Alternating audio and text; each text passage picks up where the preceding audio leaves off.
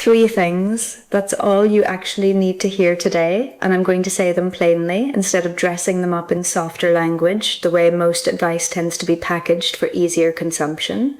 Block them, keep the receipts, and move on with your life. Simple sentences, all 3 of them. Not simple to actually do. I know that, I'm not pretending otherwise, but simple to understand clearly. And sometimes the clearest advice is exactly the kind people resist the longest, precisely because it doesn't leave room for the story they've been quietly telling themselves to justify staying in it a little longer. You've probably been given softer advice than this already, more than once, from more than one well-meaning person in your life. Give it time, talk it out, see if things change eventually. And maybe some of that had its place earlier on, in the beginning, before the pattern repeated itself enough times to stop being a genuine mystery and start being a predictable, almost boring certainty you could see coming from a mile away. But there's a point where softer advice stops functioning as wisdom and starts functioning as a nice-sounding excuse to keep delaying the thing you already know, deep down, needs to happen eventually anyway. If you're here watching this specific video, you're probably already past that point, whether you've said so out loud to anyone yet or not. Block them. Let's start there, because it's the part people resist most, even when they already secretly know deep down that it's the right move to make. Blocking isn't cruelty, and it isn't overreacting, no matter how it might feel in the moment, or how it might get framed by someone trying to talk you out of it. It's simply removing access. Access to your time, your attention, your explanations, your emotional energy, all of which you've probably already given far more of than this situation ever actually deserved in return, more than any reasonable person would expect you to keep giving at this point. Every unblocked channel, every number they can still text, every account they can still message directly, every mutual friend who can still pass information back and forth quietly between you both without you asking them to, is an open door you're leaving unlocked out of habit, out of guilt you shouldn't be carrying, or out of some lingering hope that things might shift on their own if you just stay reachable a little longer than you probably should. People overthink blocking because it feels final, dramatic, almost aggressive, like slamming a door instead of just quietly closing it. It isn't any of those things once you actually sit with what it's doing. It's a boundary, nothing more complicated or dramatic than that, even though it can feel like a much bigger statement than it actually is. You're not required to announce it, explain it, or justify it to anyone at all, including the person you're blocking, no matter how badly they might feel entitled to an explanation from you. You don't owe someone a farewell speech before you remove their access to you, especially not someone who's already shown you, repeatedly and consistently, exactly what they do with that access once they have it. There's a specific kind of exhaustion that comes from staying reachable to someone who keeps costing you peace every single time you respond to them, even in small ways. Every message you read, even if you don't reply right away, even if you tell yourself you're just checking, pulls a little bit of your attention away from your actual life and hands it over to a situation that's already told you everything it's ever going to tell you, again and again, in one form or another. Blocking isn't about punishing them for anything, and it was never meant to be a form of revenge. It's about redirecting that attention back to where it actually belongs, which is toward the life you're genuinely trying to build for yourself going forward. If part of you is worried that blocking looks petty, or that people will judge you for it, or that it makes you seem dramatic or unforgiving, let that go entirely right now, this instant. Nobody who actually matters in your life is keeping score of how you choose to protect your own peace and your own energy. And the people who would judge you for setting a boundary like this are usually, more often than not, the exact people who benefited the most from you never having one in the first place. Keep the receipts. This is the part people skip entirely because it feels unnecessary once they've already decided to walk away, like a formality that doesn't matter anymore now that the decision's been made. But it matters more than most people realize, right up until the exact moment they actually need it and discover they don't have it. Screenshots, messages, emails, voicemails if you have them, dates and times written down somewhere safe, somewhere that isn't just your own memory, because memory fades over time, gets reshaped, softens or sharpens in ways you don't fully control. especially memory of things that were genuinely painful to sit with in the first place, things your mind might quietly try to smooth over just to make daily life more bearable in the meantime. This isn't about building a case to win an argument nobody's actually going to have, or preparing ammunition for some confrontation you're never going to initiate with anyone, no matter how satisfying that confrontation might feel in your imagination right now. It's about protecting your own clarity going forward, months and years from now, when the details might otherwise blur together. There will be moments, later, sometimes much later than you'd expect, where doubt creeps back in unexpectedly, often at the most inconvenient times, where you wonder if you overreacted, if it was really as bad as you remember it being, if maybe you should have handled things differently, or given it more time than you did, if you were somehow the difficult one in all of it.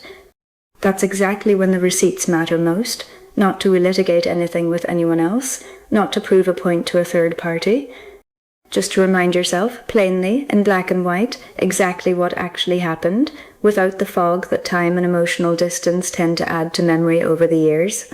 There's also a very practical, concrete reason to keep records, beyond just emotional clarity for yourself. Depending on your specific situation, whether this involves money, shared property, work responsibilities, family arrangements, or anything else with real consequences attached to it, documentation can matter in ways you don't fully expect until you're suddenly, unexpectedly, in a position where you actually need it and don't have time to reconstruct it after the fact. People who cause harm often count on the other person not having proof, on things staying vague and unverifiable enough that accountability becomes essentially impossible to pin down later on, especially once enough time has passed that the details start to feel negotiable, contested, or open to a more favourable retelling on their end. Don't give them that advantage over you. Keep dates carefully.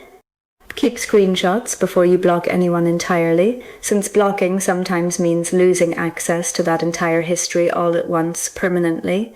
Save what you actually need first, methodically, and only then close the door behind you for good. Keeping receipts doesn't mean staying stuck in the past, revisiting old wounds over and over just to keep the record fresh.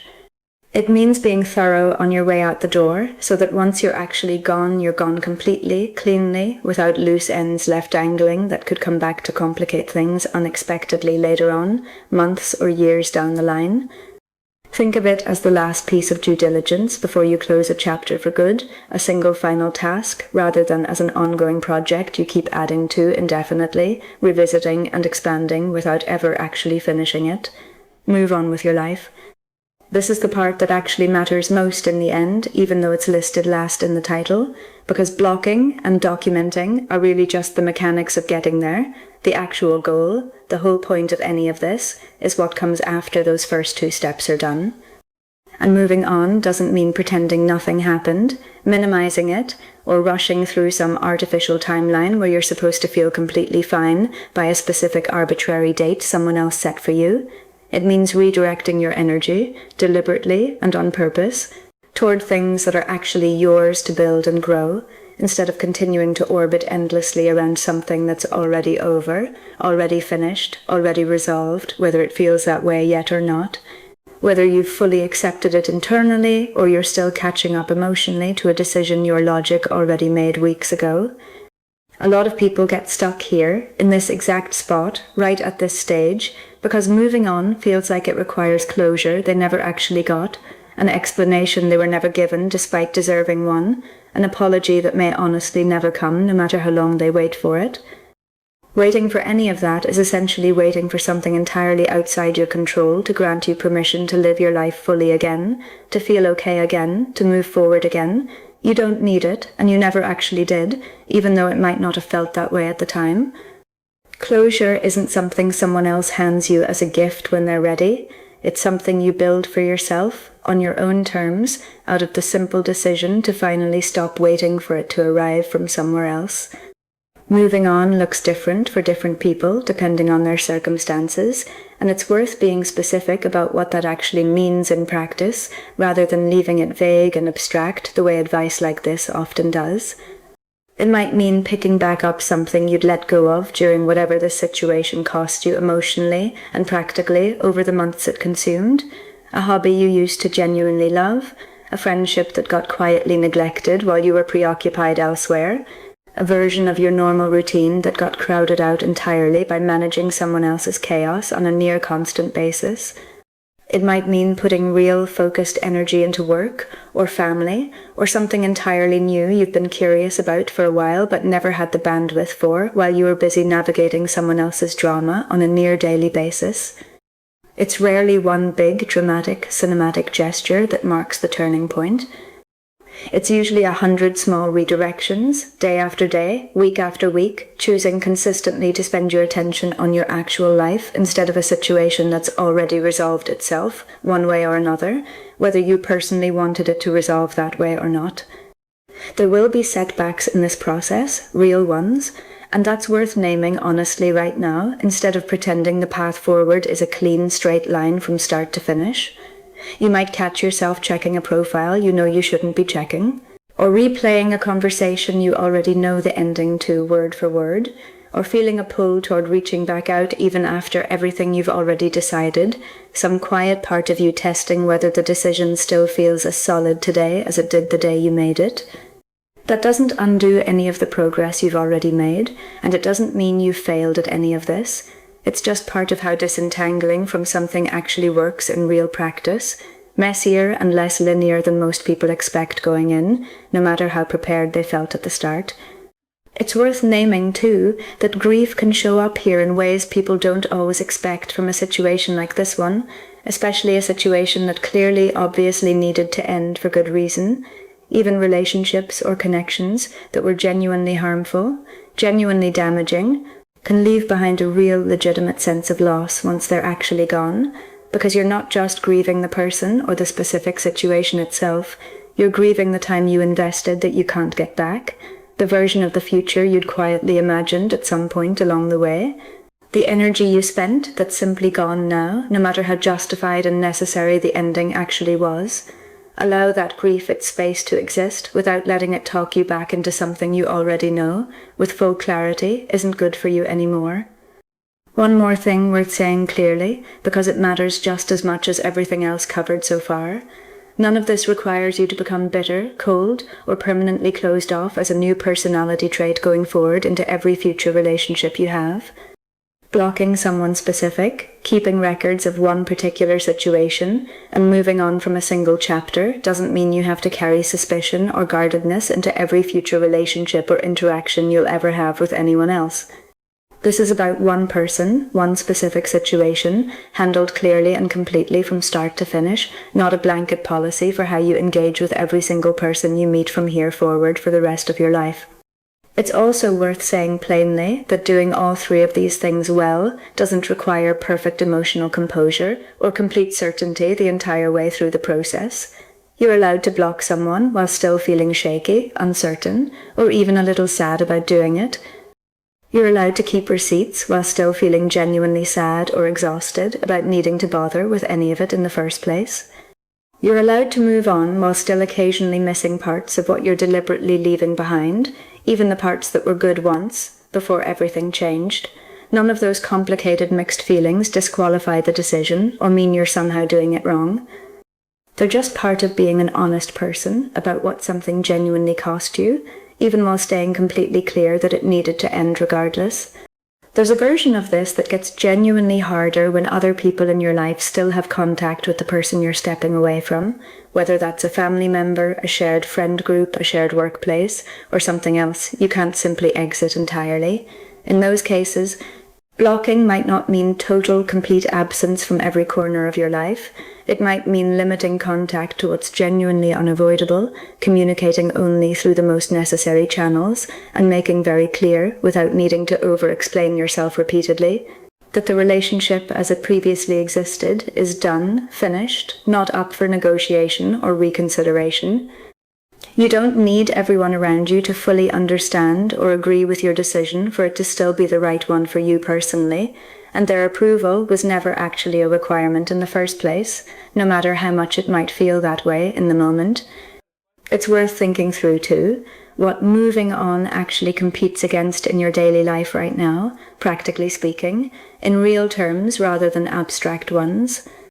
If a significant portion of your mental energy has been going toward monitoring, worrying about, or actively managing a situation that's technically already over and done with, that energy doesn't just evaporate on its own the moment you decide mentally to move on from it.